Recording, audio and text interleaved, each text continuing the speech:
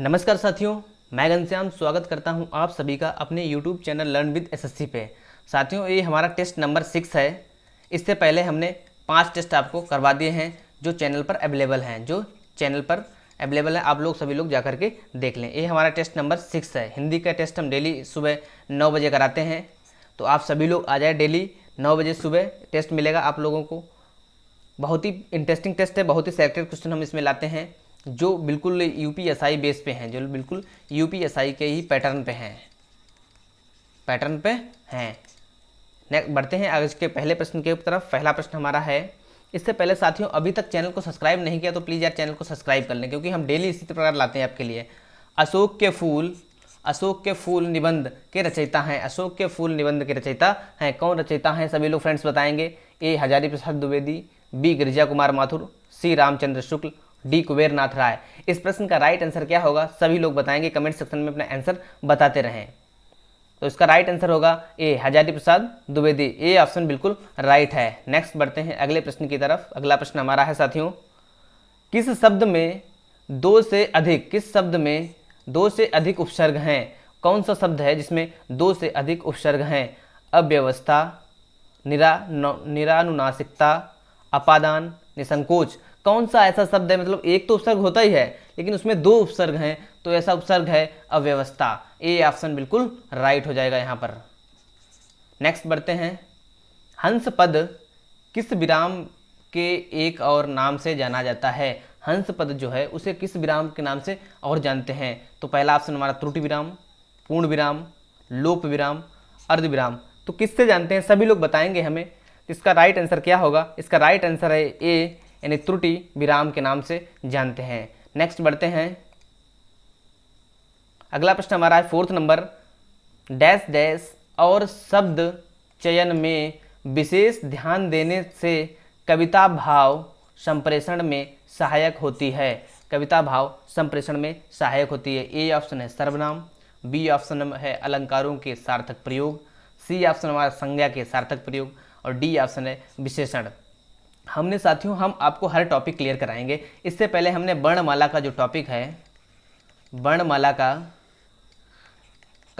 Full video हमने channel पर upload कर दिया है। आप सभी लोग जाकर के देख लें, क्योंकि हम ट्रिक से पढ़ाते हैं। वर्णमाला को बिल्कुल ट्रिक से पढ़ाया है। आप सभी लोग एक बार वीडियो को पूरा देख लें, आप बिल्कुल कभी नहीं भूलें। कोई रटने की ज़रूरत नहीं, कोई किताब पढ़ने की ज़रूरत नहीं है। आप सिर्फ और सिर्फ एक बार वीडियो देख लें। तो इसका राइट आंसर क्या होगा सभी लोग बताएंगे। इस प्रश्न का राइट आंसर है वी, अलंकारों के सार्थक प्रयोग। नेक्स्ट बढ़ते हैं अगले प्रश्न की तरफ। अगला प्रश्न हमारा 5 है, जिस समास का कोई पद प्रधान नहीं होता है, उसे कहते हैं, क्या कहते हैं? द्विगु। द्विगु में क्या होता है साथियों? संख्यावाचक होता है। कैसा होता है? संख्यावाचक। नेक्स्ट हमारा है द्वंद्व। द्वंद्व क्या होता है? जोड़ा। क्या होता है? जोड़ा। जैसे माता और पिता। नेक्स्ट क्या है? कर्मधारय। संबंधाय से कर्मधारय में क्या होता है?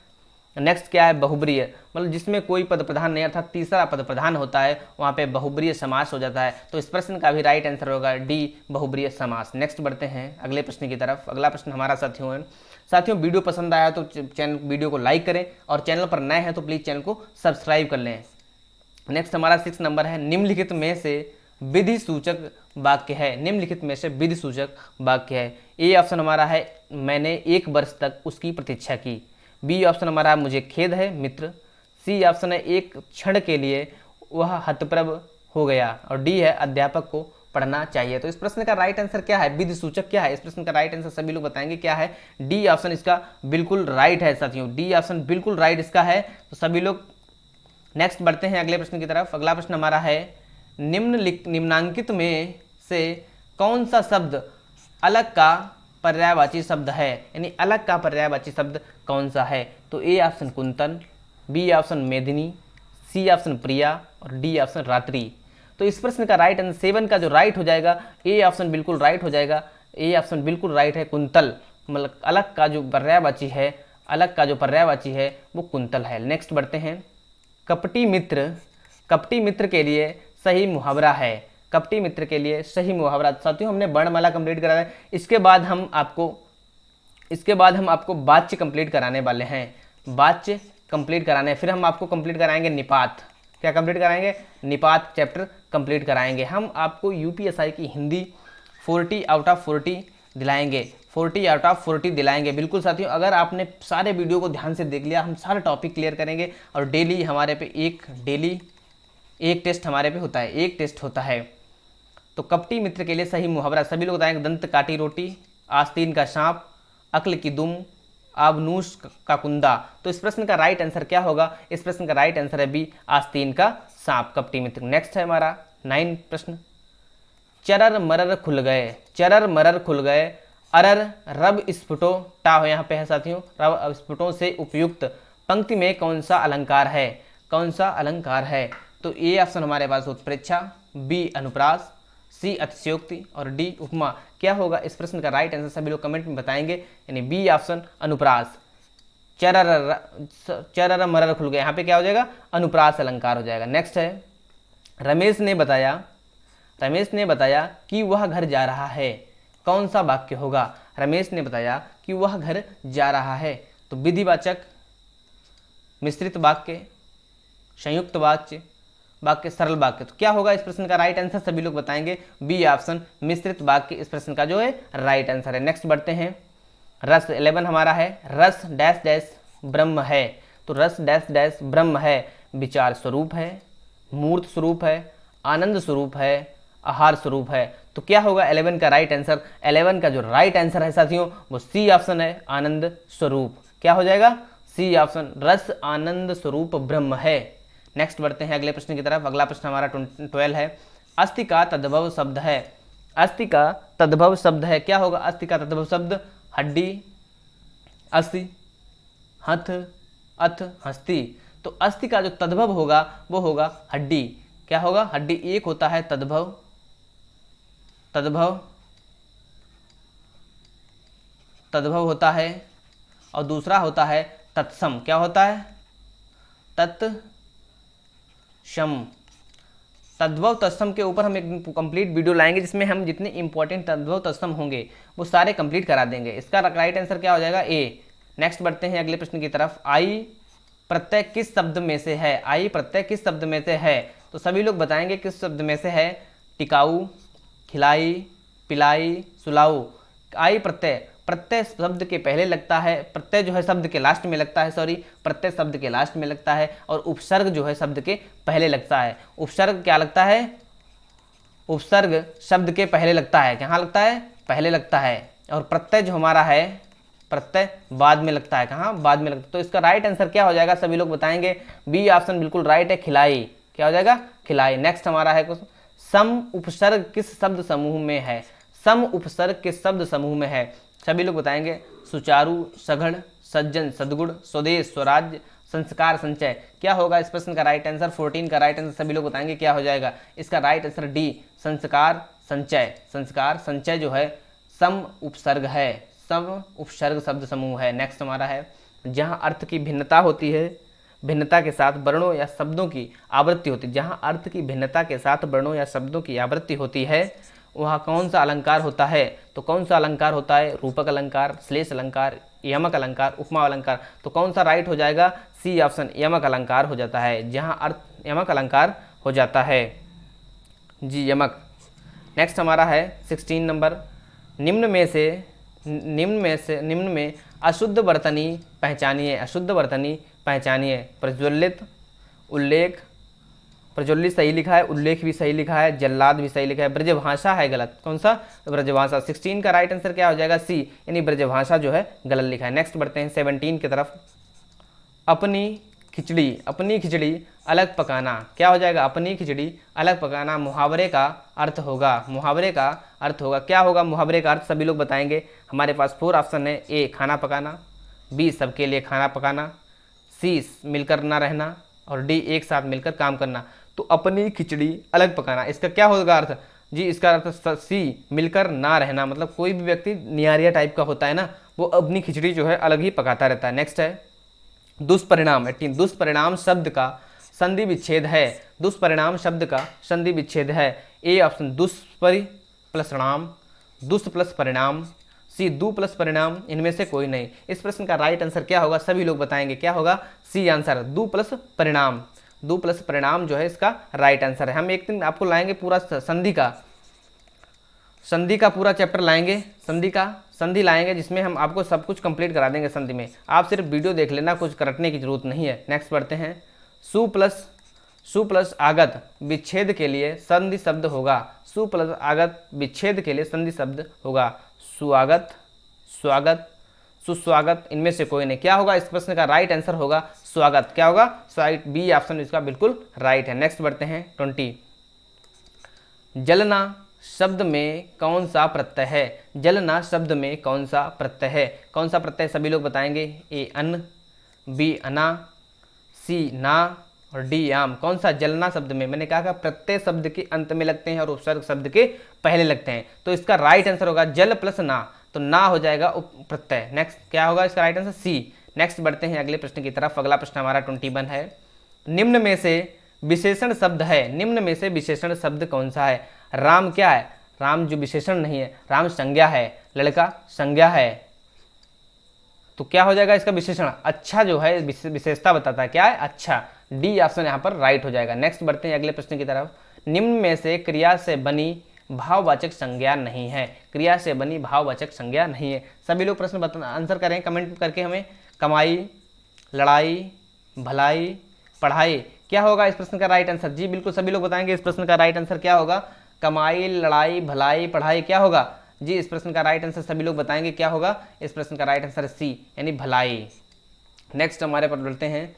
तत्सम शब्द का चयन कीजिए, तत्सम शब्द का चयन, तत्सम तद्भव, तत्सम संस्कृत से हूबहू संस्कृत से ले लिया गया शब्द और उसी भाषा में बोलचाल में प्रयोग में लाया जाता है, उसे हम तत्सम कहते हैं। और तद्भव जो होता है हम अपनी सरलता से उपयोग कर लें, तत्सम को संस्कृत से तोड़ मरोड़ कर जो हमने शुद्ध हिंदी में बना लिया है, आम भाषा हिंदी, उसे हम तद्भव कहते हैं। तो क्या हो जाएगा, आम, जिव्या, दूध, अंगुली, तो दूध का पहले दुग्ध होता था, तत्सम जो है दुग्ध है, आम का आम्र होता है, जिव्या यानी जीव, तो इसका राइट आंसर क्या हो जाएगा, बी ऑप्शन बिल्कुल राइट है। नेक्स्ट बढ़ते हैं अगले प्रश्न की तरफ। अगला प्रश्न हमारा 24 है। स्वावलंबी व्यक्ति सदा सुखी रहते हैं, वाक्य है स्वावलंबी व्यक्ति सदा सुखी रहते हैं, तो क्या होगा, मिश्र वाक्य, बी संयुक्त वाक्य और सी साधारण वाक्य, डी इनमें से कोई नहीं। क्या हो जाएगा, स्वावलंबी व्यक्ति सदा सुखी, तो क्या इसका राइट आंसर साधारण।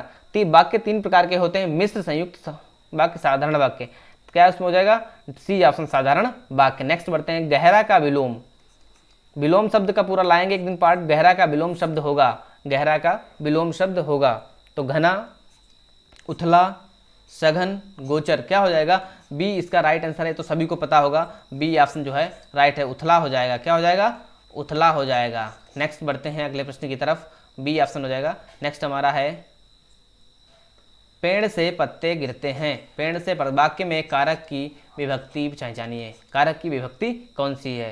तो विभक्तियाँ होती हैं प्रथम, जैसे होती हैं प्रथमा ने, द्वितीया को, तृतीया से, द्वारा, चतुर्थी के लिए, पंचमी से, इस प्रकार की विभक्ति जो होती हैं सारी होती हैं। तो क्या होगा, कारण, कारण कर्ता ने, कर्म को, करण से, ये सारी विभक्तियाँ होती हैं। संप्रदान, अपादान, संबंध, तो इसका राइट पेड़ से पत्ते, पत्ता अलग हुआ ना, अपादान कारक से अलग होने पर, क्या से अलग, अपादान कारक हो जाएगा, यहाँ पे सी आंसर बिल्कुल राइट है। नेक्स्ट बढ़ते हैं। उच्चारण के आधार पर व्यंजनों को कितने भेद होते हैं, उच्चारण के आधार पर व्यंजन के कितने भेद होते हैं, ए 1 2 3 4, कितने भेद होते हैं सभी लोग बताएंगे। सी ऑप्शन, 3 भेद होते हैं, 3 उच्चारण के आधार पर व्यंजन के 3 भेद होते हैं। नेक्स्ट बढ़ते हैं अगले प्रश्न की तरफ। 28 हमारा प्रश्न है। प्रधानमंत्री जो है, प्रधानमंत्री में कौन सा लिंग होगा, प्रधानमंत्री शब्द में कौन सा लिंग होगा, सभी लोग बताएंगे। पुरुष यानी पुल्लिंग, इसे हम पुल्लिंग भी कहते हैं, स्त्रीलिंग, उभयलिंग, इनमें से कोई नहीं। प्रधानमंत्री एक ऐसा शब्द है जिसे हम स्त्री के साथ में जोड़ें तो उसे भी प्रधानमंत्री ही बोला जाएगा, और पुरुष यदि प्रधानमंत्री तो उसे भी प्रधानमंत्री ही बोला जाएगा, तो उभयलिंग हो जाएगा, जो दोनों में चलता है उसे उभयलिंग कहते हैं। नेक्स्ट बढ़ते हैं। नेक्स्ट हमारा है स्क्रीन पे, शब्द युग्म के प्रकार बताइए, शब्द युग्म के प्रकार बताइए। शब्द 2 3 4 5, कितने हैं शब्द युग्म के प्रकार, कितने हैं सभी लोग बताएंगे। ए ऑप्शन 2, शब्द युग्म के जो प्रकार हैं वो 2 हैं। नेक्स्ट बढ़ते हैं। काला घोड़ा जीत गया, काला घोड़ा जीत गया वाक्य में विशेषण है। वाक्य में कौन सा विशेषण? विशेषण क्या होता है? जो दूसरे की विशेषता बताता है वही विशेषण होता है, और जो विशेषण की भी विशेषता बताए उसे प्रविशेषण कहते हैं। उसे क्या कहते हैं? प्रविशेषण कहते हैं, प्रविशेषण कहते हैं। हम किसी दिन विशेषण पे टॉपिक लाएंगे, उस दिन आपको पूरा कंप्लीट करा देंगे। तो क्या हो जाएगा? घोड़ा क्या है? घोड़ा, घोड़ा हमारा जातिवाचक संज्ञा है, यानी तो इसमें काला हो जाएगा। क्या हो जाएगा? काला हो जाएगा। काला हमारा का विशेषण है। तो नेक्स्ट बढ़ते हैं अगले प्रश्न की तरफ। अगला प्रश्न हमारा है बहन है। बहन कैसी संज्ञा है? समूहवाचक? जी बिल्कुल नहीं। समूह कौन सा समूह दर्शाती है? नहीं होगा। भाववाचक? भाववाचक भी नहीं है। व्यक्तिवाचक? जी बिल्कुल, व्यक्तिवाचक में सिर्फ सिंगल व्यक्ति होता है। व्यक्तिवाचक में सिंगल पर्सन के लिए जब यूज किया जाए तो हम व्यक्तिवाचक होते हैं। जातिवाचक होगा। क्या होगा? बहन समुदाय एक जाति है, मतलब इस तरह की बहन की, तो जातिवाचक संज्ञा। डी ऑप्शन बिल्कुल सही है। नेक्स्ट बढ़ते हैं ठंडा गरम। ठंडा गरम किस समास का उदाहरण है? हमने बताया था जहाँ पर जोड़ा है वहाँ पर द्वंद्व समास होता है। क्या होता है? द्वंद्व समास होता है। इस प्रश्न का जो राइट आंसर हो जाएगा बिल्कुल ए। क्या हो जाएगा? इस प्रश्न का राइट आंसर ए, आंसर बिल्कुल ए हो जाएगा, द्वंद्व समास हो जाएगा।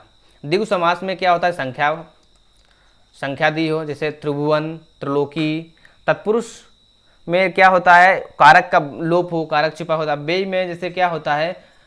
पहला पद प्रधान हो, वहाँ पे अव्यय, जैसे प्रतिमान, प्रतिमान, यथासंभव, यथासंभव, ये सब क्या हैं? ये अव्ययी भाव हैं। नेक्स्ट हमारा है माली आवत देख के कलियन करी पुकार, फूले फूले चुन लिए काल हमारी बारी।